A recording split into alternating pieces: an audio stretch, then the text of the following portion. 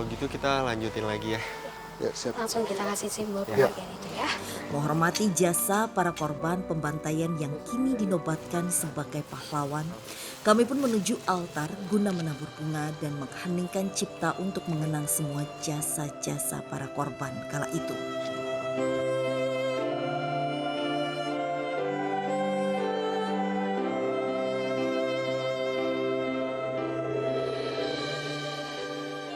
Alhamdulillah. Kita mungkin bisa ngelanjutin penelusuran Ya. kita kali ya, Fasya. Mari. Penelusuran kami pun belum berakhir, sebab masih banyak kilas balik peristiwa yang akan coba kami ungkap. Tempat ini itu ada diorama yang menggambarkan secara jelas bagaimana peristiwa itu berlangsung. Ya. Dan kata warga sekitar ya, itu ada beberapa pengunjung yang datang atau masuk ke tempat ini dan merasakan aura yang berbeda. Ya. Itu aura yang sangat kuat, entah itu aura kesedihannya, aura pilunya. Ya. Assalamualaikum.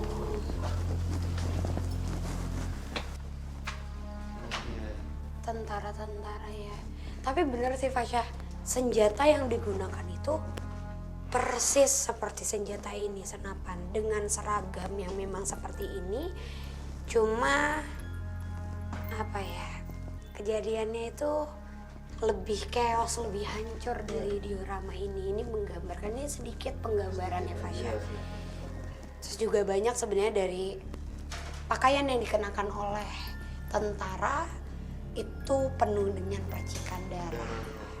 Sampai ke sepatunya juga, karena setelah ada juga yang setelah ditembak dan itu belum dinyatakan meninggal, dilihat masih ada pergerakan, lalu akan diinjak menggunakan sepatu, dipastikan sampai benar-benar tidak Tidak ada ada. lagi. Bahkan sampai ditembak kembali juga ada, Pak. Iya.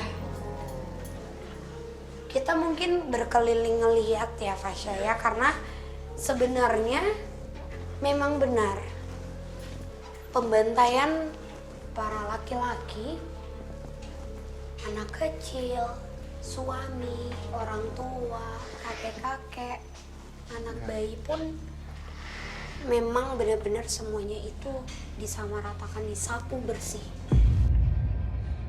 Sebelum datang ke tempat ini tuh aku tidak mendapatkan gambaran sama sekali bagaimana kejadian itu tuh terjadi gitu. Tapi setelah aku masuk ke salah satu ruangan yang ada diorama kejadian pada saat tragedi itu terjadi, wah menurut aku itu serem banget sih, serem. Tapi sebenarnya yang aku lihat kejadiannya itu tidak terjadi di sini dan menurutku kurang lazim kalau aku bercerita menarik mundur tentang kejadiannya yang bukan pada tempatnya. Ya. Jadi ini hanya dioramanya aja Fasya, karena memang kejadiannya itu Bukan di sini ya? iya Cia? titiknya itu tidak di sini. Aku sih ngelihat tempatnya itu mungkin kurang ya sekitaran sini dan Ya. emang perlu transportasi kita Ya. sih untuk pindah ke sini. Kita mesti ke sana sih, Pas ya. Iya, iya. Oke, kalau gitu mau ke sana sekarang Kak Fris, silakan Iya Anda. tetap Ya.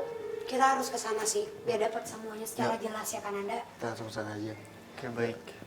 Demi menuntaskan peristiwa kelam yang ada, kami pun bergegas Dulunya menuju memang salah banyak satu ide tempat yang yang kuat, disinyalir Fasya. merupakan tempat pembantaian tersebut dan masih berada di kawasan Kampung Rawa Gede.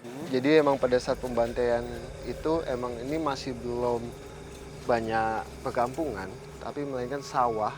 Dan emang ini jembatan ini emang sudah lama banget. Dan emang di bawah itu sih, mungkin kamu juga melihat kayak Ramainya Iya, residu energi betul, ya Kak ya. betul.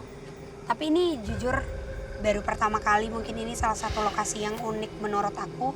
Karena pertama kali mereka berwujud seolah-olah mereka menjadi pribumi yang pada saat itu memang memohon bantuan.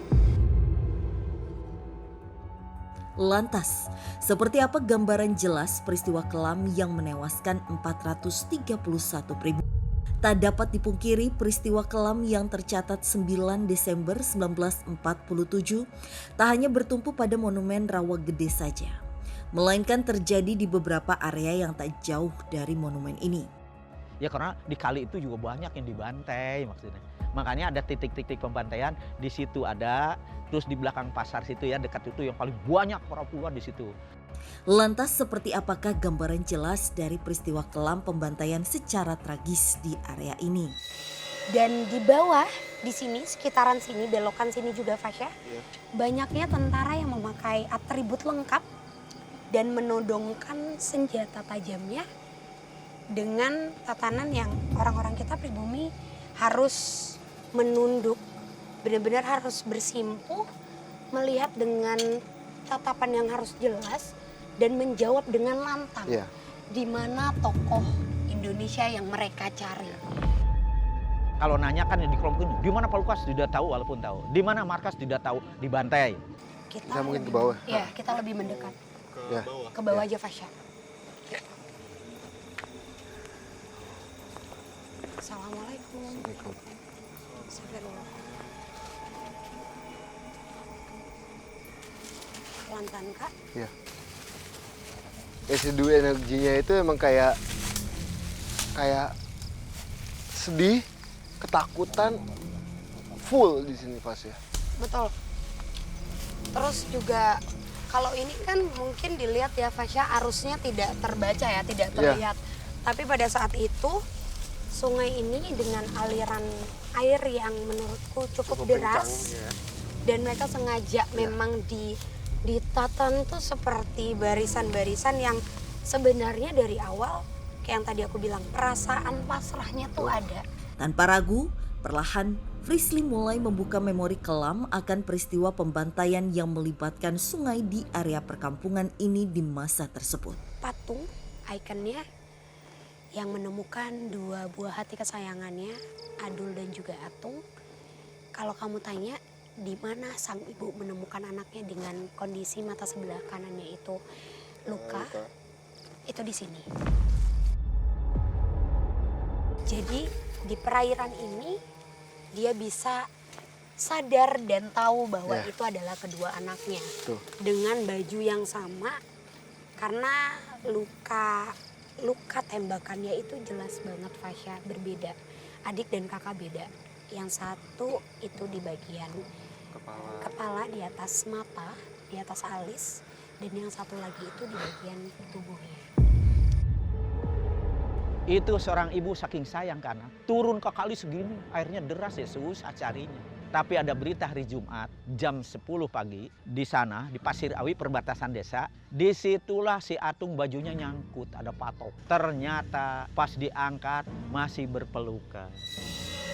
Ini gambarannya tuh jadi kayak apa ya? Aku jadi kayak ngeliat satu gambaran kilas peristiwa kayak di film yang jelas banget saat ini kita tuh lagi dikelilingi sama orang-orang itu. Dan kalau aku boleh tarik mundur tentang kejadiannya Fasya, jadi ini semua tanah yang sekarang kita lagi berdiri itu emang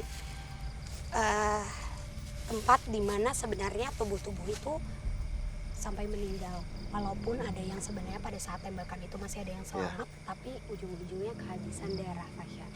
Dan kalau boleh ditarik mundur, sebenarnya setengah jam sebelum peristiwa berdarah atau dikumpulkannya masyarakat sekitar sini Fasya, mereka itu masih dengan aktivitas. Ya. Aktivitas normal aja. Betul, tapi ada yang sebenarnya tuh sudah tahu bahwa akan ada peristiwa besar yang terjadi. Karena sebenarnya dari para jajaran prajurit Belanda itu ada yang sebenarnya memang mempunyai rasa dengan orang kita dan menjadi mata-mata yang memberitahu lebih baik mengungsi ke kampung lainnya, menyeberang. Jadi udah ada yang ngasih tahu, tapi pemberitahuan itu sebenarnya tidak terdengar ke seluruh kuping orang-orang yang tinggal. Jadi ada yang menghindar, ada yang berhasil selamat yang memang tidak mengalami peristiwa itu, ada yang waktu itu memang dengan kondisi luka di bagian tubuhnya tapi berpura-pura seolah-olah meninggal dan mengikuti arus sampai akhirnya diselamatkan. Bahkan itu tuh setelah mereka berdiri, mereka semua saling menguatkan bahwa mereka tuh bertanya-tanya kayak, bukankah negara kita sudah merdeka? Kejadiannya itu terjadi 2 tahun setelah kita dinyatakan merdeka. Deklarasi kemerdekaan Indonesia. Ya. Betul Fasya, dan emang di tanah ini tempat banyak banget mereka yang